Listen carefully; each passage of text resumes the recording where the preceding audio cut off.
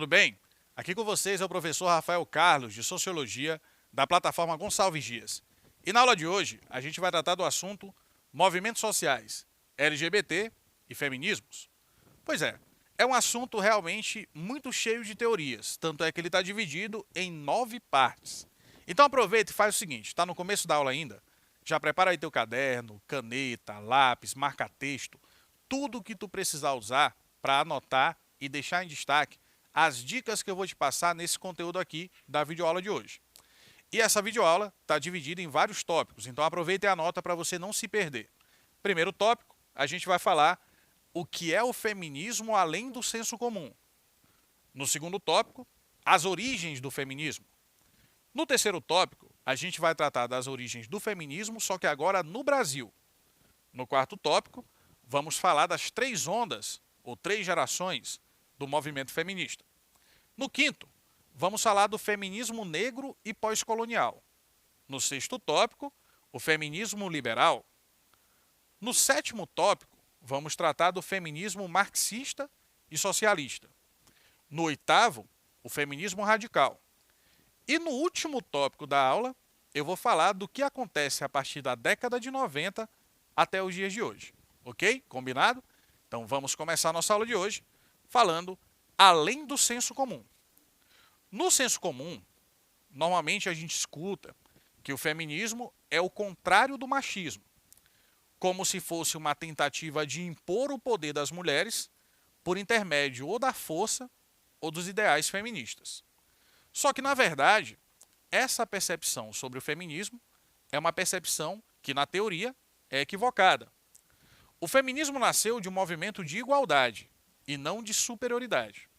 O mais correto seria falar em feminismos, no plural, pois existem várias concepções e também vários debates que marcam essas teorias, principalmente a partir do século XX.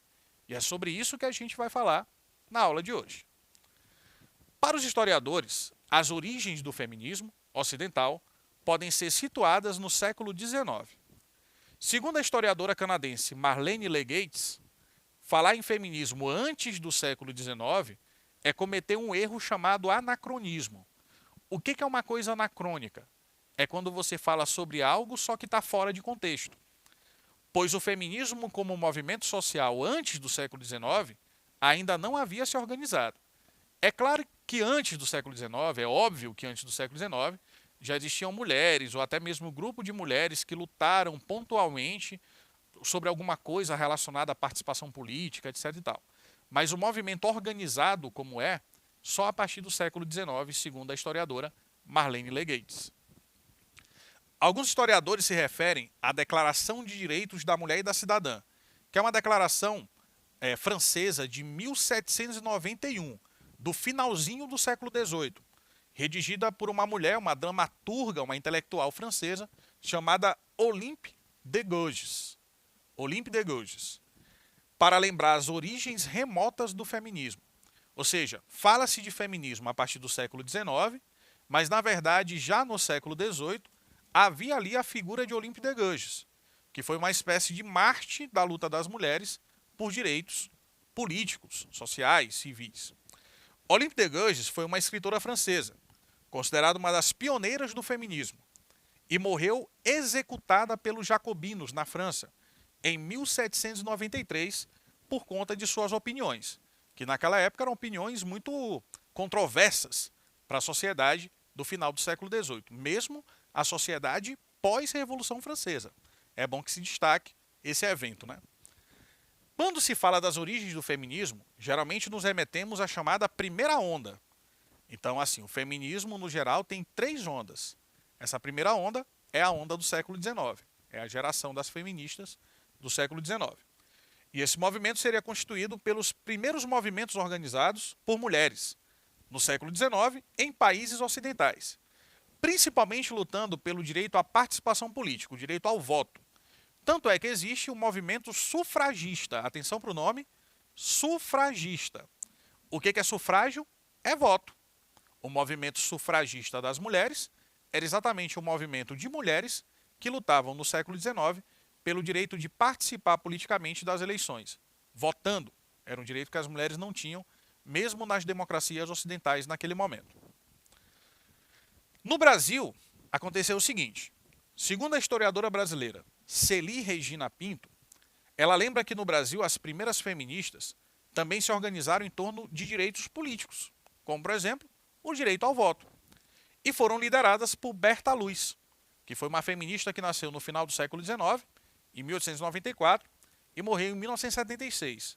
E também pela chamada Federação Brasileira pelo Progresso Feminino, que conquistaram, nos anos 30, em 1932, durante o governo provisório de Getúlio Vargas, o chamado direito ao voto.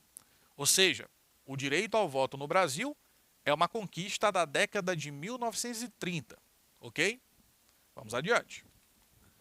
No início do século XX, tanto no Brasil quanto na Europa, houve o crescimento de organizações operárias feministas, de influência anarquista ou socialista, assim como de organizações de mulheres da classe média, como vários clubes de mulheres ou associações femininas também.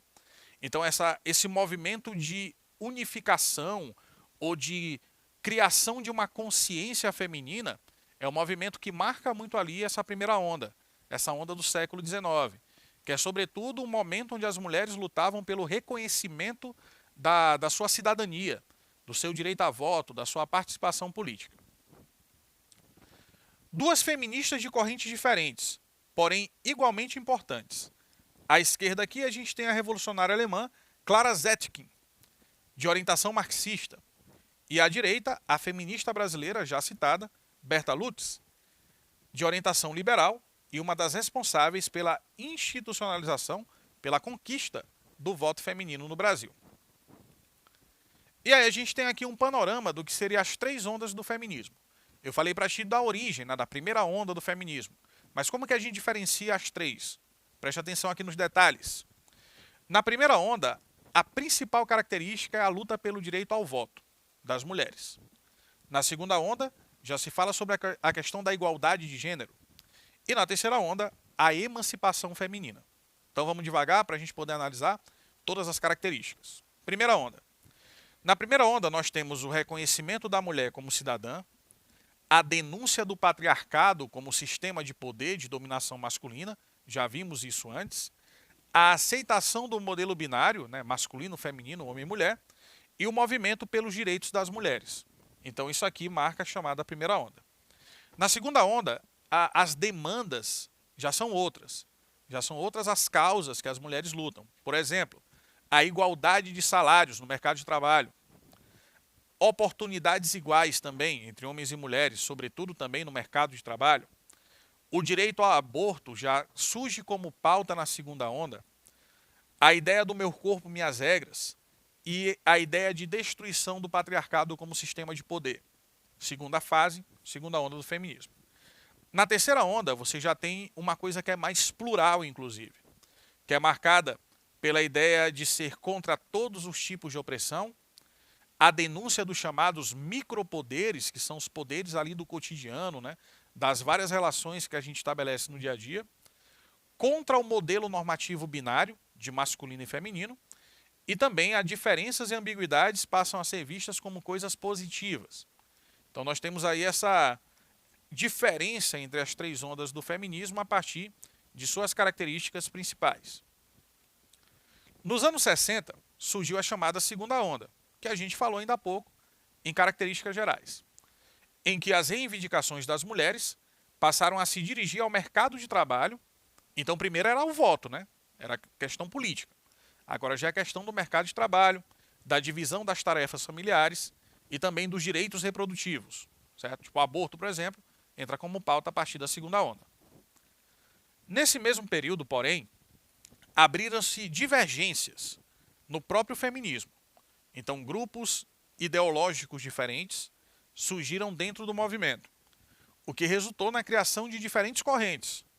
Então, a partir daí surgiu o feminismo liberal, o feminismo radical, o feminismo negro e o feminismo socialista, por exemplo. Tá? Então, o feminismo ele começa a ser tratado como uma coisa mais plural. Por isso que no começo da aula a gente falou, o mais correto é falar em feminismos, no plural. E não apenas em feminismo, porque existe uma variação teórica e ideológica muito grande dentro do movimento. Feminismo negro e pós-colonial.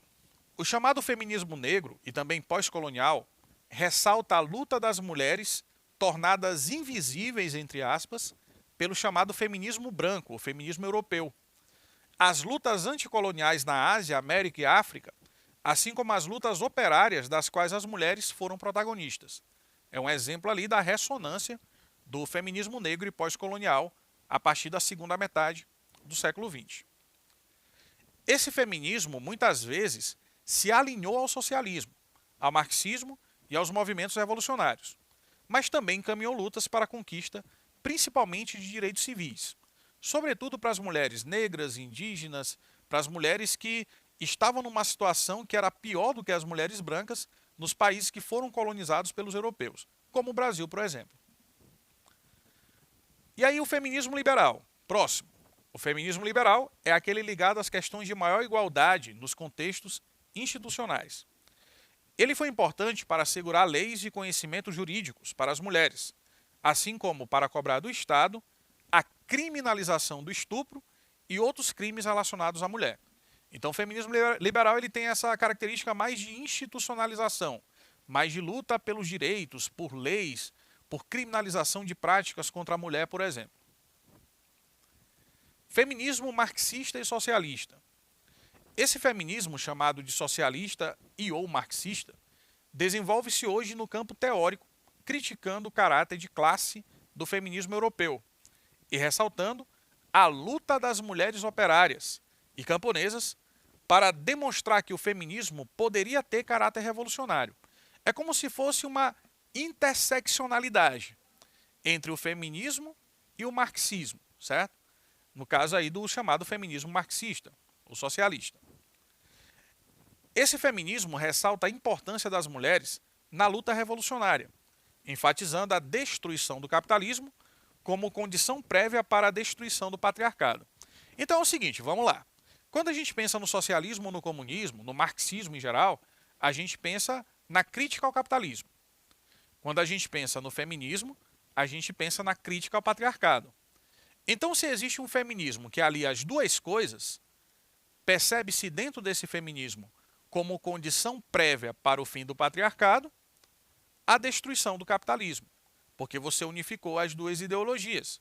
Você ressignificou, né, a luta do feminismo e levou o feminismo também para o campo revolucionário, para o campo da ideologia política, para o campo do socialismo, do marxismo. Feminismo radical. O feminismo radical é o feminismo dentre todos esses que a gente citou, que vai apresentar a sexualidade como tema central. Aproveita e destaca isso no teu material, que é importante. Dentre todas as ramificações do feminismo que a gente viu na aula de hoje, o chamado feminismo radical é aquele que mais vai colocar como ênfase a questão da sexualidade. Tá? Anota no caderno para você não perder essa parte aí do conteúdo, essa dica. E é um tema central a sexualidade para a compreensão dos padrões e das discriminações em torno dos gêneros. Então você já percebe que a preocupação ela passa a ser outra. Não é mais mercado de trabalho, não é mais a questão de igualdade salarial, não é mais a questão relacionada ao voto ou ao direito político, mas agora você está falando da identidade, da sexualidade. Então já começa a ser uma outra demanda diferente do que foi as anteriores. As feministas radicais argumentam que a diferença mais importante entre homens e mulheres está na reprodução e, portanto, é a família como núcleo reprodutor que representa a base de opressão das mulheres. É como se essa instituição família ela estivesse no cerne, ou seja, na base desse sistema de opressão que socialmente se consolidou com o patriarcado da dominação masculina, dessa posição de submissão da mulher nesse sistema de poder, nessa hierarquia que socialmente foi consolidada. Nesse sentido, atenção, a sexualidade aparece aqui como pauta. Nesse sentido, os direitos sobre o corpo,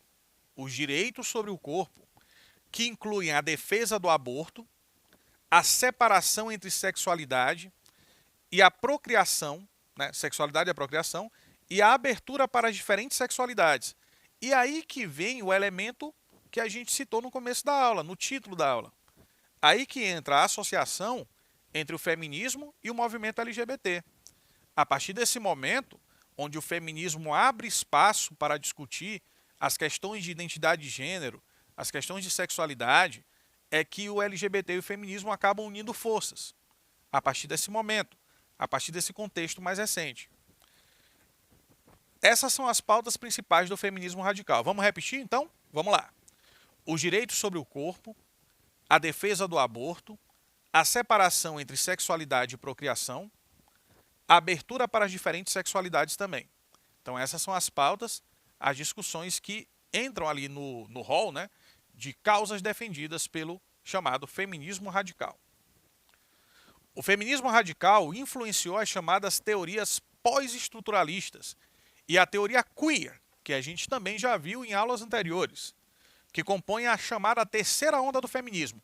Então, a partir desse momento que se consolida o feminismo radical, nós temos ali o início da terceira onda, iniciada nos anos 80 ainda, né? Sendo também influenciada por elas. Então, assim como o feminismo radical influencia essas novas teorias também influenciam as práticas do feminismo radical. Esse é um dos momentos mais efervescentes do feminismo, pois os movimentos de gays e trans transformaram as concepções clássicas sobre sexualidade e política, apresentando o tema da orientação sexual como a base de novos movimentos políticos e sociais. É como se algo que fosse da esfera privada, a sexualidade, passasse também a ser algo que posicionasse a pessoa politicamente, ideologicamente, socialmente. E tanto o feminismo radical quanto os movimentos LGBTs abraçaram essa causa, abraçaram essa estratégia de posicionamento político e ideológico. E da década de 90 em diante, o que acontece? A gente parou ainda agora ali no começo do feminismo radical, lá nos anos 80. Da década de 90 do século passado até os dias de hoje, né, a partir da década de 90, com o controle da epidemia de AIDS e o maior envolvimento de organizações governamentais e não governamentais, já se percebe uma rearticulação dos movimentos de direitos civis e de combate à discriminação e também à homofobia. Então a questão do preconceito, né, do sexismo, do machismo, da homofobia, passam também a ser causas muito faladas, muito colocadas em pautas dentro desse movimento a partir dos anos 90. Essa reorganização do movimento trouxe importantes reflexões, como a descentralização da homossexualidade masculina, ou seja, agora também se fala sobre a representatividade da homossexualidade feminina, muito mais do que antes. Porque antes a homossexualidade estava muito ligada só à prática masculina, aos gays. E agora as lésbicas, bissexuais, transexuais, elas começam também a ter ali um destaque social, uma relevância, um posicionamento a partir dos movimentos, dando visibilidade a lésbicas, bissexuais, travestis, transexuais e também transgêneros. É por isso que o antigo movimento gay hoje se chama o quê?